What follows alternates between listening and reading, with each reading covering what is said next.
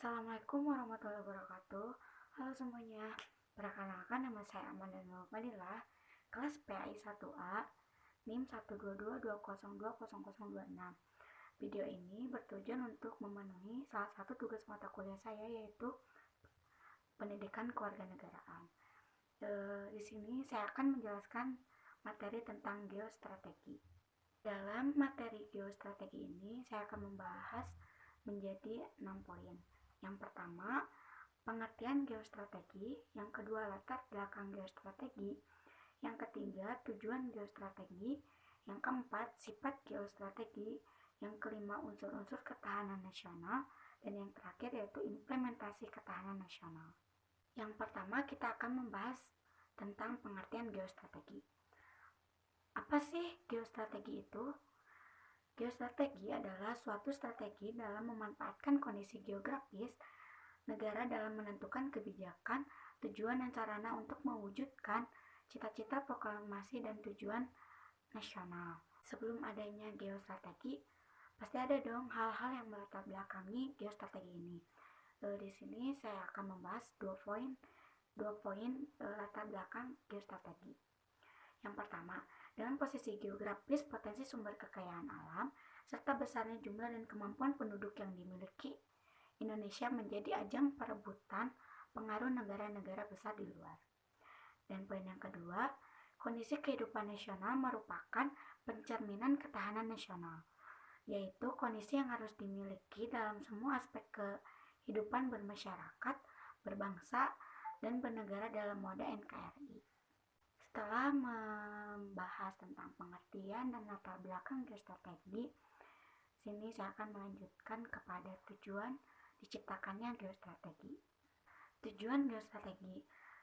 Tujuan diciptakannya geostrategi ini saya membaginya menjadi 2 poin.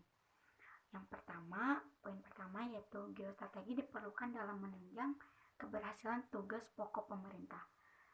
Nah, apa sih yang dimaksud menunjang keberhasilan tugas pokok pemerintah?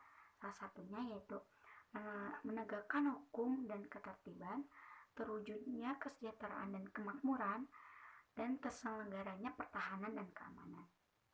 Selanjutnya, poin kedua dalam tujuan diciptakannya geostrategi ini, yaitu geostrategi juga memiliki fungsi sebagai daya tangkal dan ketahanan pada aspek politik, ekonomi, sosial dan budaya, dan pertahanan negara. Selain adanya tujuan, di sini saya juga akan membahas tentang sifat-sifat geostrategi. Sifat-sifat geostrategi yaitu yang pertama menunggal atau menunggal itu satu. Yang kedua kewibawaan. Yang ketiga dinamis. Yang keempat berubah menurut waktu. Yang kelima tidak membenarkan sikap adu kekuasaan dan adu ketahanan.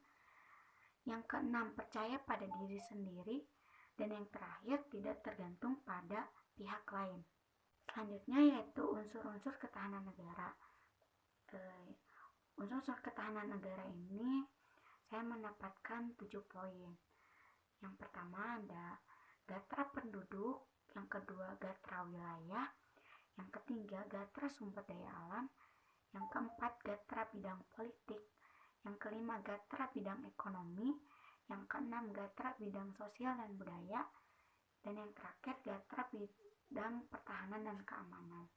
Dan yang terakhir yaitu implementasi ketahanan nasional. Implementasi ketahanan nasional ini dibagi dalam 4 bidang. Yang pertama ada dalam bidang politik.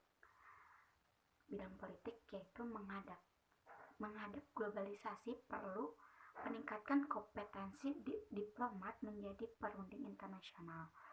Selain itu, banyak kasus disintegrasi disebabkan ketidakadilan politik, hukum, ekonomi, dan budaya.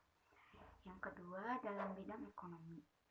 Hal-hal yang harus dibenahi yaitu menata kebijakan fiskal, industri dalam negeri, dan swasembada pangan. Yang ketiga, dalam bidang sosial dan budaya. Dibuat standarisasi pendidikan, kerukunan umat beragama, dan sistem jaminan sosial. Dan yang terakhir pada bidang hukum, yaitu profesionalitas aparat hukum dan pemberantasan korupsi dan hak asasi manusia. Sekian presentasi yang bisa saya sampaikan. Mohon maaf jika ada kekurangan. Assalamualaikum warahmatullahi wabarakatuh.